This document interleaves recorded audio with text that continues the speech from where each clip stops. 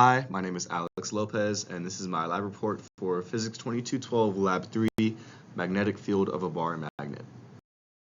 Of this lab is to measure the distance dependence of the magnetic field due to a small bar magnet and to compare the measurements to the distance dependence predicted by the equations for the on and off axis magnetic fields derived from the Biot-Savart law.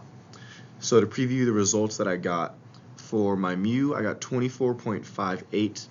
For the observed magnetic field, I got 5.52 times 10 to the negative fifth Teslas. And for the calculated magnetic field, it was 3.655 times 10 to the negative fifth. The main physics principles used in this lab are the Biot-Savart law, which describes the magnetic field generated by a constant electric current and is given by the equation below. And then the magnetic field of a dipole, given by the second equation. And then the picture on the bottom right shows the visualization of the magnetic field lines of a dipole. For the experiment, the system was the magnetometer and the surroundings were the bar magnet and everything else. And for the initial conditions, the magnetometer was placed near the bar magnet perpendicularly, and yeah.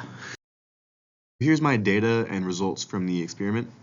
So to start with the observations, I noticed that when the magnetometer gets closer to the bar magnet, the x component of the magnetic field increases, and as it gets farther away, the x component approaches 0.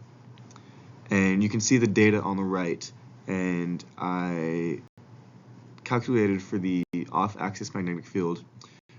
The final value was 5.52 times 10 to the negative fifth Teslas. This is the first part of the glow script code. So here we just have some initial conditions with mu 0 over 4 pi and the mu of the magnet, which I calculated to be 24.58. And then below that we have the function implementing the formula for the magnetic field of a dipole. And then on the right we just have the scale that was used to view the arrows on the screen and the distance that we were observing them from, followed by initializing the vectors for each of the different arrows. So here we can see on the left, for each of the vectors that we initialized earlier, we are calculating the magnetic field for each of them using the dipole B function that we created earlier, and then initializing an arrow to visualize each of them on the screen. And then on the right, you can see we have all the steps to actually calculate the B at 45 degrees, and then we print that onto the screen. Here are the results from the glow script code. So you can see each of the arrows pointing in the appropriate direction for the magnetic field at that point, and then the appropriate values for each of them and magnitudes, and then the final B at 45 degrees, which we will compare to our observed B. Alright, so to discuss some sources of error in this experiment, firstly, there was likely some instrumental inaccuracy of the magnetometer on the phone that could have caused some issues in the measurements, and there could have also been other magnetic fields that interfered with it, such as other electronics in the vicinity or like power cables and light fixtures, things like that. And then lastly, just human error within use of the magnetometer as far as improper alignment or something like that.